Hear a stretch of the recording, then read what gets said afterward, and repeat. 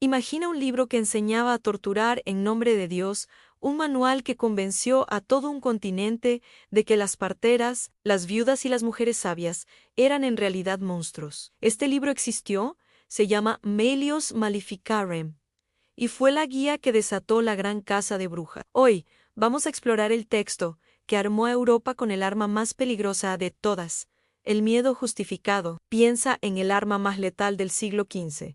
No era de acero, sino de papel y tinta. Su nombre, el Malius Maleficarum, o el martillo de las brujas. Este libro no solo describía a las brujas, le enseñaba a Europa cómo temerlas, cazarlas y aniquilarlas. Llegó a ser el libro más vendido de su tiempo después de la Biblia, una guía indispensable para inquisidores y jueces. ¿Cómo es que un simple texto, condenado casi de inmediato por prestigiosos teólogos, se convirtió en la justificación para la muerte de miles de personas? Para entender cómo este libro pudo hacer tanto daño, tenemos que viajar a la Europa de finales del siglo XV. Aunque solemos asociar la caza de brujas con la Edad Media, su verdadero apogeo fue en la Edad Moderna. La sociedad vivía en un estado de ansiedad constante, un cóctel perfecto de plagas, guerras y pánico religioso. El miedo al diablo era real, y la Inquisición, creada siglos antes para combatir la herejía, anda buscando nuevas amenazas. Antes del Malias,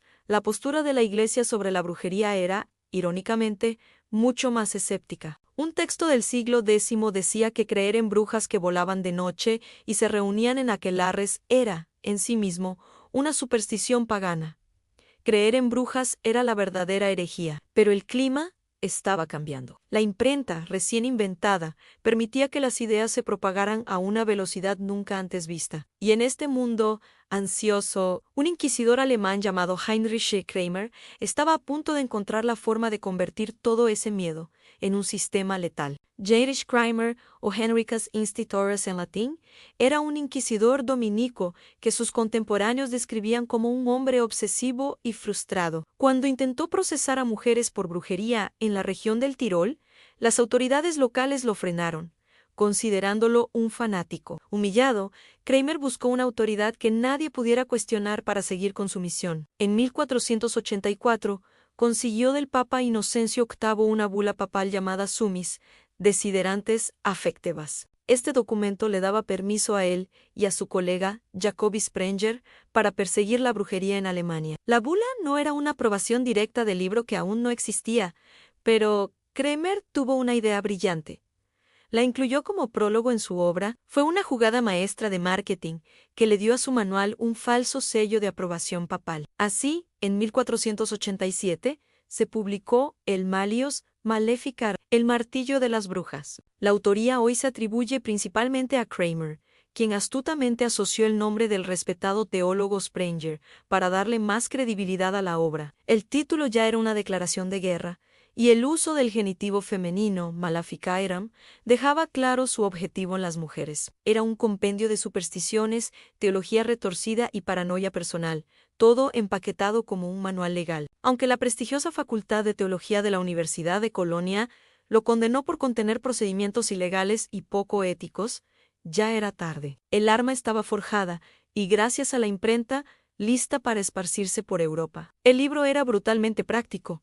Una guía de campo para cazar brujas dividida en 3 partes. La primera parte tenía un solo objetivo: probar que la brujería es real. Para Kramer, no creer en las brujas era la peor de las herejías, porque significaba no creer en el diablo. Y aquí es donde el libro desata su profunda misoginia. Se pregunta, ¿por qué la mayoría de las brujas son mujeres? Y se responde con una lista de odio: porque la mujer es más crédula, más propensa a la maldad y mentirosa por naturaleza. Afirmaba que toda brujería venía del deseo carnal, que en las mujeres es insaciable, haciéndolas el blanco perfecto para el demonio. Incluso se atrevió a inventar una etimología falsa y maliciosa para la palabra mujer femen, afirmando que venía de fei minus, o sea, menor en la fe. La segunda parte es un catálogo de horrores. Describe con todo lujo de detalles los supuestos actos de las brujas en pactos con Satanás, aquelarres con orgías demoníacas, cómo podían provocar impotencia,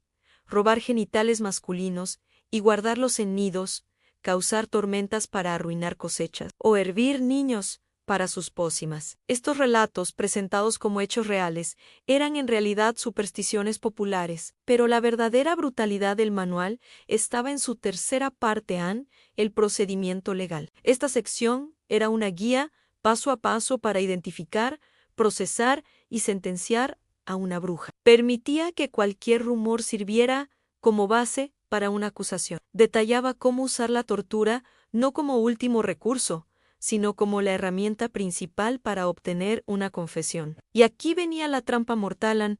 Si la acusada no confesaba, era una señal de que el diablo le daba fuerzas para resistir. Su silencio era, en sí mismo, una prueba de culpabilidad. El manual también popularizó métodos como la búsqueda de la marca del diablo, o la prueba del agua natada y arrojada a un río. Si flotaba era culpable, pues el agua pura la rechazaba. Si se hundía, era inocente.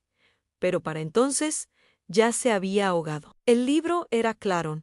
La única forma de acabar con la brujería era la ejecución, preferiblemente en la hoguera. El impacto del Malleus Maleficarum fue una catástrofe. Su éxito lo convirtió en la referencia principal para jueces, tanto católicos como protestantes. Y aunque su influencia duró más de 200 años, el apogeo de las cacerías se concentró entre mediados del siglo XVI y mediados del XVII. Lo que antes eran casos aislados se convirtió en una persecución sistemática por toda Europa. Las cifras exactas son debatidas, pero los estudios modernos estiman entre 40.000 y 60.000 ejecuciones. La gran mayoría, entre un 75% y un 85%, fueron mujeres. ¿Y quiénes eran estas mujeres? Eran las parteras que ayudaban a traer vida, las curanderas que conocían los secretos de las plantas, las viudas que vivían solas o simplemente mujeres que se ganaron la enemistad de un vecino. El libro había creado un molde para el mal, y la sociedad se dedicó a encontrar a cualquiera que encajara en él, en el apogeo de la histeria. Como en Zoughary Marty, podía haber un sospechoso de brujería por cada 4 habitantes.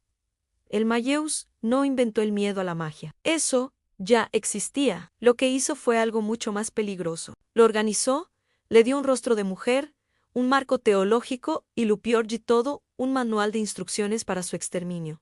Convirtió el rumor en ley y la paranoia en procedimiento. El Malleus Maleficarum es más que un libro antiguo. Es un aterrador monumento a la misoginia institucionalizada. Es un caso de estudio sobre cómo el fanatismo, armado con poder, puede crear monstruos donde no los hay. Nos enseña cómo el miedo puede ser instrumentalizado para suprimir a quienes son diferentes, a quienes poseen conocimientos fuera del control patriarcal. La locura solo empezó a remitir cuando algunas voces, como la del inquisidor español Alonso de Salazar y Frías, comenzaron a investigar y a concluir lo que parecía obvio que las confesiones eran producto de la tortura y que las brujas, tal como las describían los manuales, simplemente no existían. La historia del martillo de las brujas es un recordatorio oscuro de lo que sucede cuando el miedo escribe las leyes. Es una lección sobre la facilidad con la que una sociedad puede ser convencida de destruir a sus propios miembros